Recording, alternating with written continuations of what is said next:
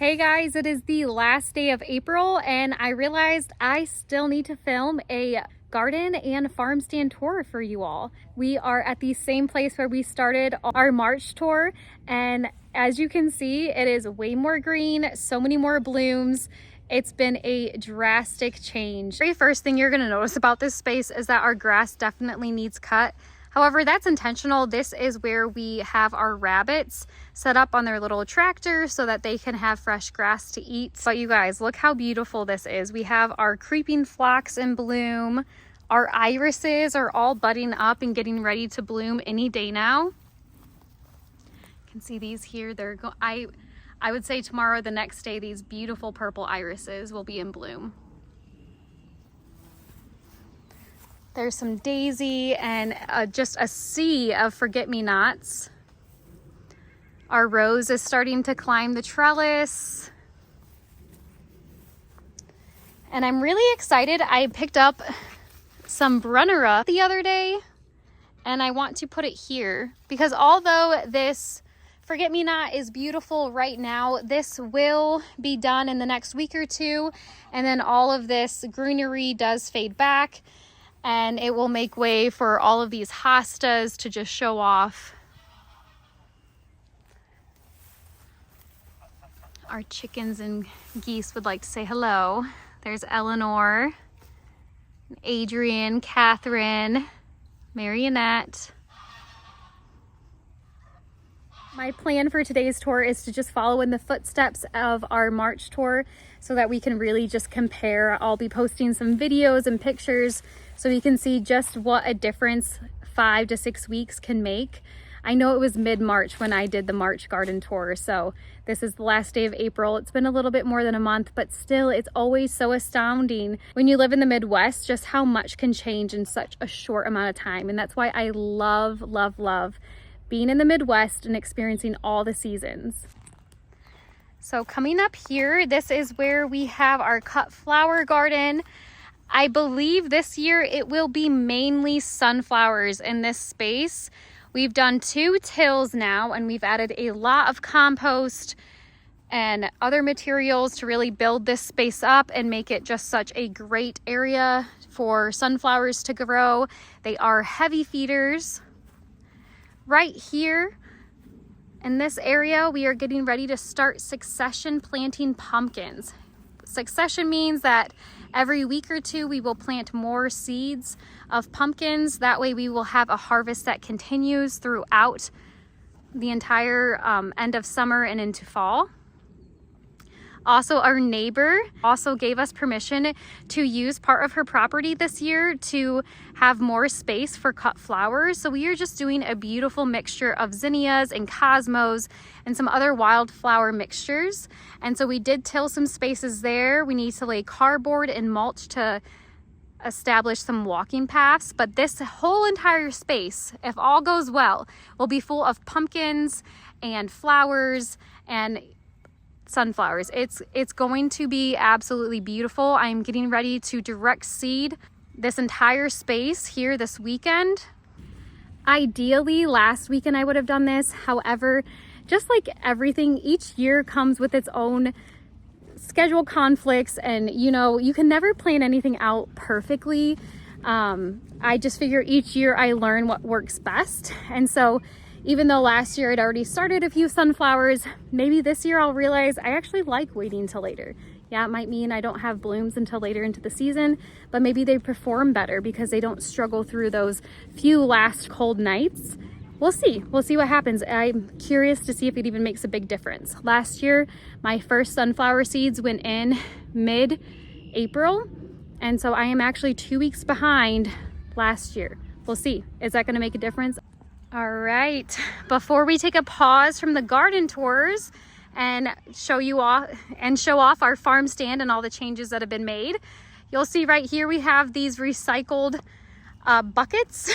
We are actually spray painting them black, and this is where we are going to grow our potatoes this year. We are just going to put them in the walkways of my vegetable garden. Now here is the farm stand. This looks so much different than the last time I showed you.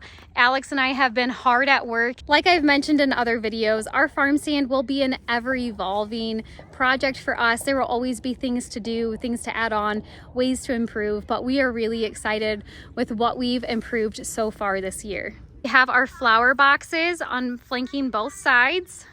Another huge change is Alex added lighting. We do have this hooked up to electrical. My husband is a union electrician. I am so thankful. We trenched out last spring and connected to the pole barn. So these lights here, once it gets dark, they turn on so that we can have some lighting. And this over here is actually on a switch. You can turn it on and off. And this signals when we are sold out of eggs, which today we sold out. And so the last customer flipped on the switch, so anyone else that stopped by after knew that we had no eggs left and available. We've also improved our little cut flower bouquet space.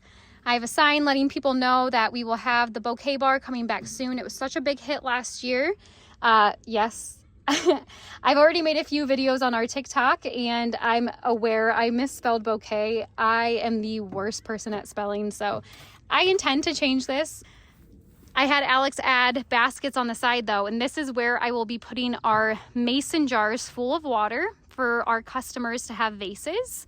And then here in this cubby is where the actual stems of flowers and filler will be. And then we have our open and closed sign here, which we just flip. Now there are two other changes, one being we did add some baskets on either end on the inside of the cubby, and this just allows for extra space for us to store things. But this is the main change, and I'm obsessed. Alex thrifted an old Coca-Cola concession sign, and his mother completely redid it for us. So we have this quote, "Every day is a fresh start," with some adorable chickens. We're able to list our open and close times. We've been open since the 20th, and on days unlike today is a weekday, and I had quite a few appointments early in the morning, so I just brought out a handful of items. Typically on Fridays, Saturdays, and Sundays we go all out. And on our baked good days, being Saturdays, we actually use this livestock trailer to have our fresh baked sourdough bread. I'll insert some images and videos so that you guys can see what this looks like. This signage is also new. Looks like a customer dropped off a bunch of egg cartons today, and that's awesome. Our guest book. So we used to have a book that said questions, comments, kind words, and it started turning into honestly a guest book because so many people visit us from out of town, and so we just kind of embraced that. So I put some pictures of the farm stand each year so that people when they stop by can see just how much it's changed. And it has been so fun. We've had people visiting from Chicago and Michigan. There's even been people visiting from Texas and San Diego. It's so fun to see. This is a sign I made. It says, "Hello, if this is your first time visiting, please sign our guest book. If you're a returning customer or a regular, please always let us know if you have any questions, comments, or kind words."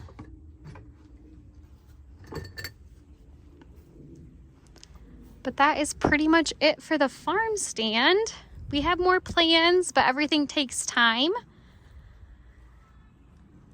So making our way this way, you'll see I have a lovely pile of compost right in front of my main vegetable garden. We've been hard at work getting this space all set and prepared. I have a lot of my tomato plants that are hardened off and ready to go in the ground. Some of them you can see are struggling a little bit, but I have high hopes that they will perk up as soon as they're planted. Over here is our sweet peas that are getting ready to start trellising. I did get some Paul Robeson tomatoes on the other side, and the plan is that by the time the sweet peas are done for the season using the trellis, that's when our tomatoes really start taking off and use the trellis as well. Alex was out here late this weekend tilling the beds.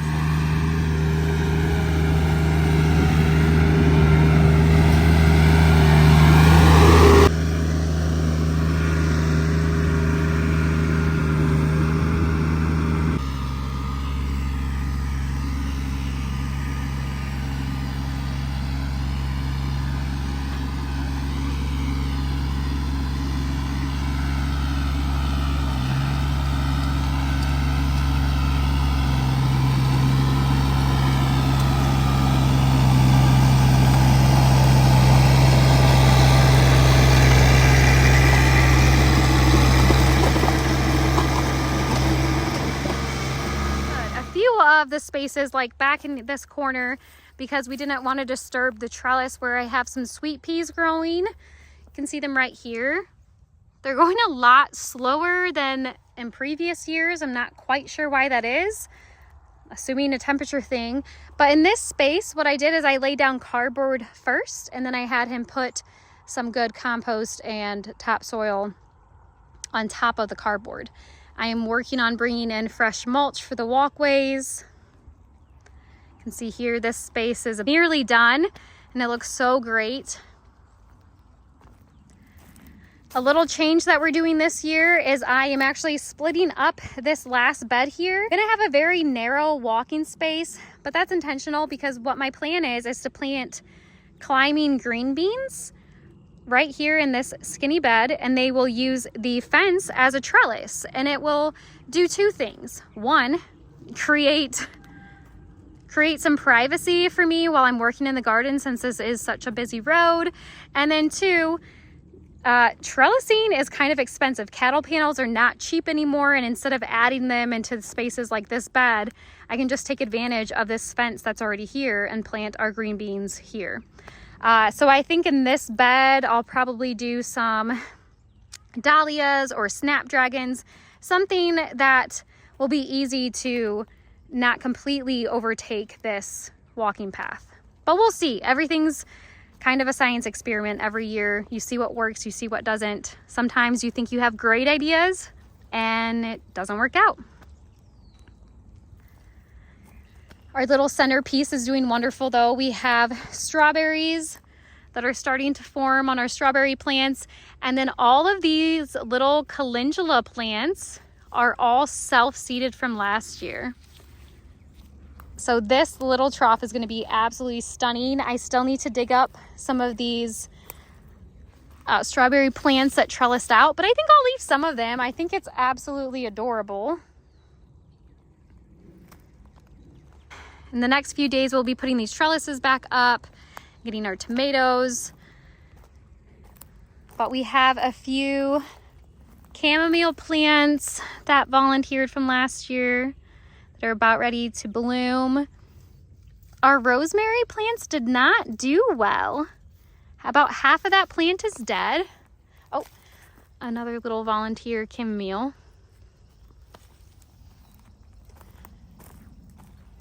Then over on this space, I had 4 rosemary plants. This one is nearly dead.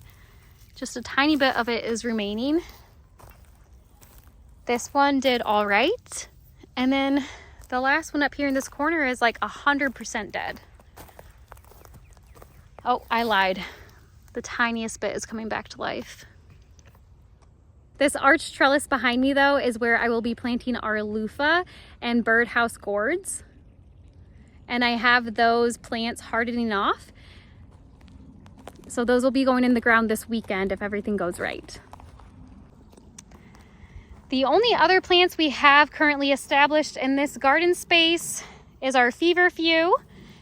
And then these are called sunballs. I think they're globulosa. I'm not quite sure if that's right. I was surprised by these. They're supposed to be annuals, but I guess this winter was mild enough that they all came back. So Alex was careful not to till these spaces, and I just top dressed them with compost to give them a little boost of energy. And I'm really excited. It means I didn't need to start these seeds, although I did start a lot of these because I love them as dried flowers. They're the most beautiful little golden balls, and they're perfect dried flowers. But you can see here, this was another space that I just put cardboard down and then put the compost on top of, because Alex didn't want to till and disturb the established plants. We've also put more wildflower seeds in the front of the garden space here, as well as all throughout the front and along the side, so that when people pull up to the farm stand, it'll be just a beautiful sight. We have a ton coming back from last year, but I also put down fresh seeds that are just now starting to germinate. You can see them here and everywhere. So this is going to be absolutely beautiful, but I wanted to show you guys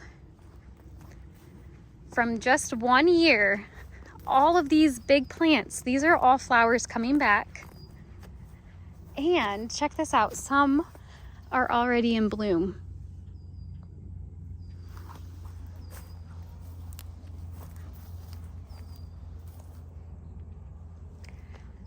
Also, Alex and I were talking, and we are going to put our volunteer tomato plants that pop up like they do every year. We are going to put them on the back here and trellis them up. We did that last year. We called it the Great Wall of Tomatoes, and we had so much fun with it, and we're going to do it again. And this is our sea of orange daylilies. You can see them all coming in. We call them ditch lilies here. They are so invasive, but they're beautiful. This is just a sea of orange come July. So the last space I have to show you is my kitchen garden beds.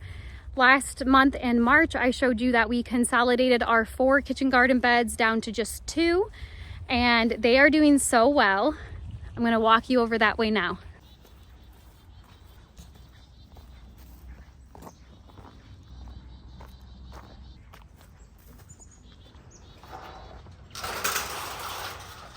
I wish you guys could smell the scent. Our lilac bushes are in full bloom, and it is so heavenly walking past this. This was original to our property. We have both white lilacs and this gorgeous deep purple. It's got to be one of my favorite scents there is. Lilacs in the spring.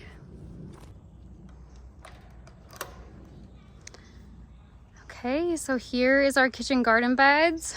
Actually have some really quick though, side note, this is a peony bush from my childhood home that I dug up and replanted when we moved here, and it's budding up. I cannot wait to see these blooms. So this first bed here, I have 4 tomatoes planted, and they will be string trellised up. If you have not heard about string trellising your tomatoes, I highly suggest it, especially if you have a small space. It's an amazing way to vertically grow tomatoes. But I also have either side lined with our onions, and then I just direct seeded some spinach right here, and then just a mixed lettuce mix. Again, another thing I'm really late on this year. I typically start much sooner, but it is what it is. This is just a beautiful Rebecca for some color and to bring in the pollinators. So you have some irises here, and this is a lemon balm. Again, another thing I wish you guys could smell. It's heavenly. Some more Rebecca, but then this entire bed is all strawberries and rhubarb in the back. I have one plant that's doing well. This was a bare root I started just this year. And this other one, there is something nibbling on it. But that's okay, because I feel like just one plant will be more than enough. Oh, here we go. I bet these are, this is the culprit. But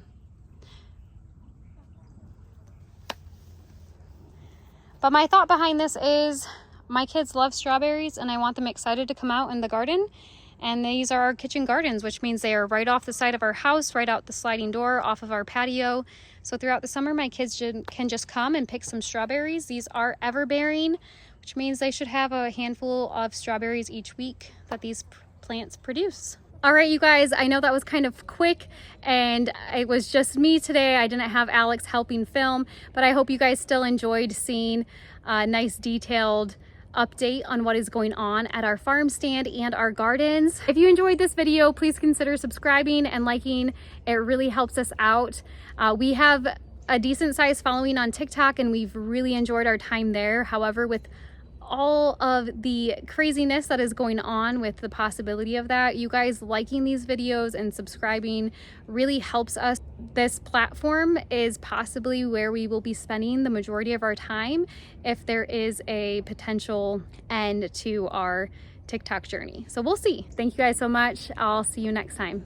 Bye bye guys. I hope you enjoyed the video. Make sure to like and subscribe. It helps us a lot and you can always unlike whenever you want. That was perfect, buddy. Thank you.